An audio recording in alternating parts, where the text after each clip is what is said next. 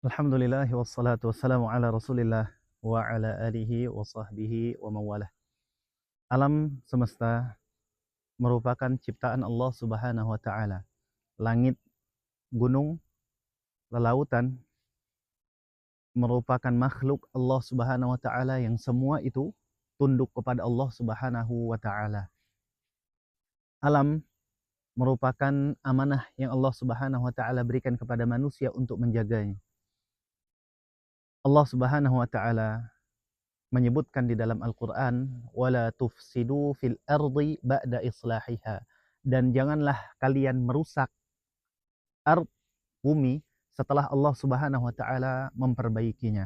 Ayat ini merupakan dalil bahwasanya melakukan kerusakan pada bumi merupakan perbuatan zalim yang dilarang oleh Allah Subhanahu wa taala.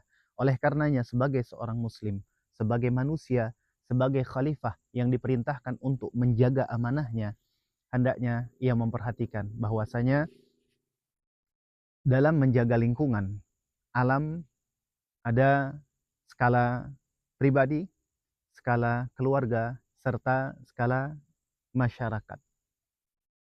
Dalam skala pribadi, hendaknya seorang muslim sadar bahwasanya ia sebagai seorang muslim yang akan dimintai pertanggungjawabannya di akhirat kelak. Dalam rangka menjaga lingkungan dari skala pribadi, hendaknya dia mulai dari dirinya sendiri. Di dalam hadis Nabi Shallallahu Alaihi Wasallam ketika melihat saat berwudu, maka Nabi Shallallahu Alaihi Wasallam menyebutkan, ma hadza sarafu, wahai Sa'ad, berhati-hatilah, jagalah dari berboros-boros air. Maka mendengar itu Sa'ad pun bertanya, afil wudu'i sarafun ya Rasulullah. Wahai Rasulullah, apakah dalam perkara wudu saja ada berlebih-lebihannya? Maka Nabi Shallallahu Alaihi Wasallam pun menjawab, Naam.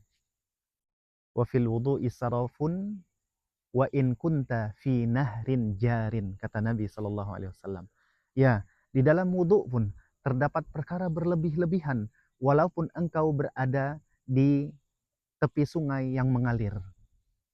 Perkara wudu adalah perkara mubah, perkara ibadah.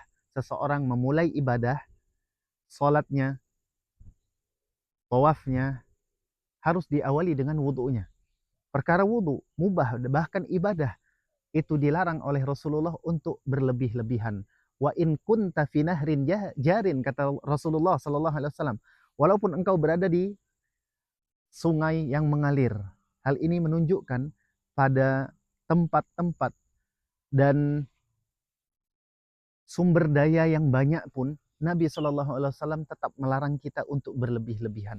Maka bagaimana lagi ketika perkara-perkara tersebut berkaitan dengan kemaslahatan umum, dengan kebanyakan manusia, maka tentunya seorang muslim dituntut untuk berlaku dan bersikap hemat dan tidak berboros-boros.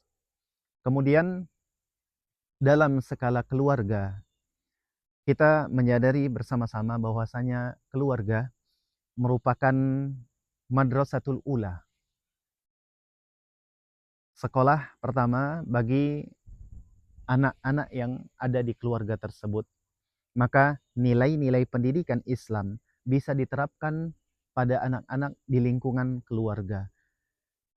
Dalam skala keluarga, hendaknya orang tua menjadi teladan, memberikan contoh untuk hidup tidak berlebih-lebihan, menerapkan keindahan sebagaimana yang Rasulullah Shallallahu Alaihi Wasallam sebutkan, Innallaha jamil, sesungguhnya Allah Subhanahu Wa Taala itu maha indah, yuhibbul jamal, mencintai keindahan. Ketika hal ini diterapkan kepada anak-anak, mereka akan terbiasa hidup bersih, tidak membuang sampah sembarangan.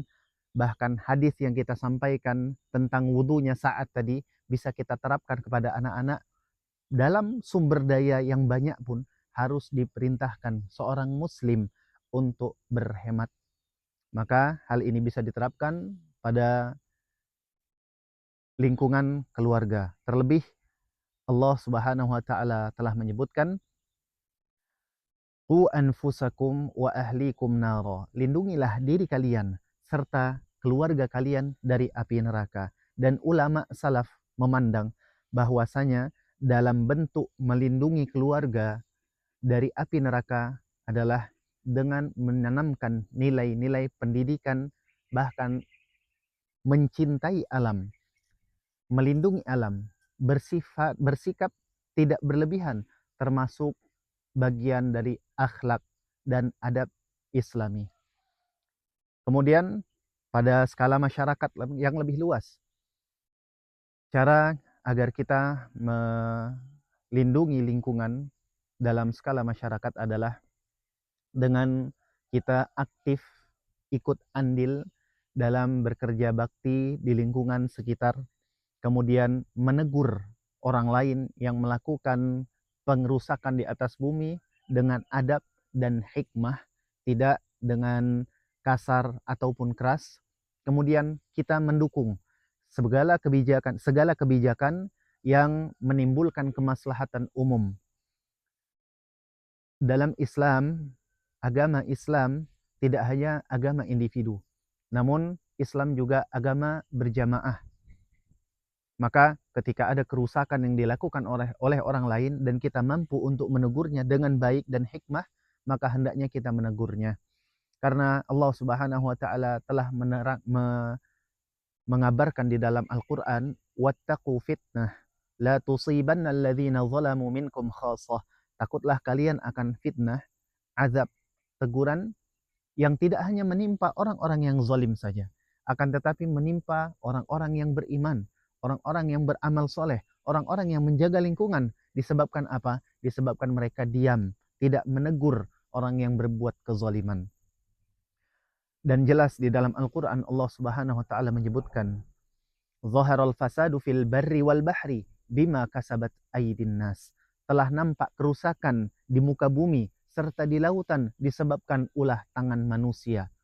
Oleh karenanya, setiap individu itu memiliki hak dan memiliki tugas untuk mendakwahkan, untuk mengajak orang lain memelihara lingkungan bersama. Maka ketika kita menyadari bahwa setiap individu itu memiliki tugas untuk berdakwah kepada siapapun, hendaknya dia menjalankan amanah tersebut semampunya dan sebaik mungkin dengan adab dan akhlak yang baik. Akhirul kalam, kita menyadari bahwasanya kita hidup di muka bumi dan bumi ini bukan mutlak milik manusia, akan tetapi amanah yang Allah Subhanahu wa taala perintahkan kita untuk mengelolanya.